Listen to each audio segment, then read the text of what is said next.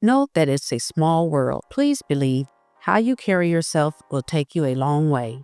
Thank you for joining Young Relationships and Choices. In this episode, we discuss, do you respect you? First topic, treat others with respect. Just think of how much better this world would be if we all showed each other common courtesy. Before you walk out of the house, pause. Make this a self-check moment. Do I have my cell phone? Have I packed my patience? I know some people are facing challenges, but think of something you're grateful for so you can walk in a spirit of gratitude. You want to be in control of your emotions so your emotions don't control you. When you walk into a room, be the first to greet everyone and be kind to everyone, not just the people you need. You never know. One day the person you think you don't need will turn into the person you need. And if you are that person who only reaches out to people when you need them, call a person on Wednesday to see how they're doing because you plan to ask for a favor on Friday, you aren't fooling that person.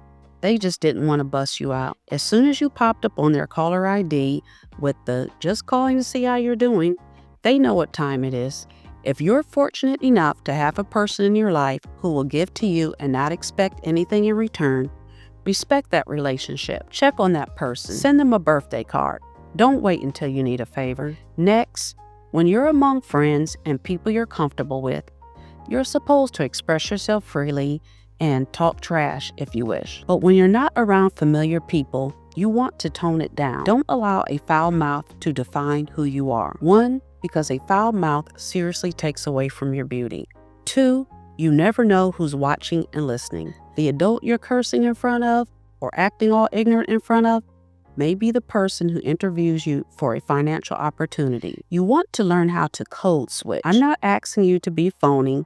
For example, you don't act the same way in church as you would in the club. You've code switched. Next topic.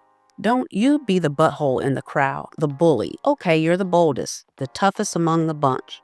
So why the need to prove it? Use your brave qualities to move forward in success or speak up for others who are being treated unfairly. Don't use these qualities to be disruptive in public or bully another person. Know that bullying is not a sign of strength, it's a sign of weakness. Next, be respectful to all races. Avoid using language that will offend a culture or race. Educate yourself. A good example is Black people and the N-word. I understand that in today's times, the N-word is not always used to degrade one another. Some are just accustomed to incorporating the word into their slang, especially within their race. However, with so many people finding the word offensive, why not refrain from using it? Come on, you're smart and creative. Create a replacement word. If you're using the word as a term of endearment, there are other uplifting terms.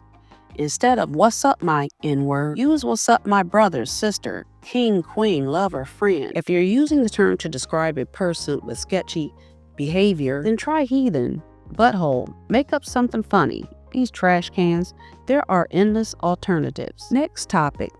Be mindful of how you dress. Just because it comes in your size doesn't mean you're supposed to wear it. But if you are going to wear something revealing, something you know is on the controversial side, it is truly time to act like a lady. Don't look like a sleaze and act like one too. And if you're having trouble deciding if something is inappropriate, it's probably inappropriate, or maybe just inappropriate for that particular occasion. If your fashion selection is always the sleaziest outfit you can find, you may want to visit why. Are you thirsty for attention?